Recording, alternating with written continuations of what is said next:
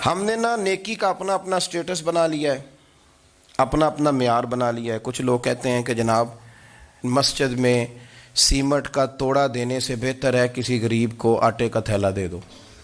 अब उसने अपना मिजाज बना लिया ना नेकी का, उसने अपना स्टेटस बना लिया है। मेरा ये सवाल है कि नबी पाक सल्लल्लाहु तआला अलैहि वसल्लम जब मदीना शरीफ आए थे तो हुजूर ने सबसे पहले गरीबों में आटा तकसीम किया था कि सबसे पहले मस्जिद बनाई थी? क्या अजीब लोगों का रंग है। अपनी मर्जी की हिदायत, अपनी मर्जी का तकवा, अपनी मर्जी का मेयार। मस्जिद कोई बड़ा छोटा खतीब भी मेरी तरह का हो ना, तो वह मस्जिद में बैठ के जब नबी पाक की बात करता है तो कहता है मेरे रसूल पाक गरीबों का सहारा बन के आए। वो गरीबों की बात करता है, मिस्कीनों की, लाचारों की, कमजोरों की बात। तो मस्जिद ही तो वो इदारा है जहां से गरीबों की बात हो रही।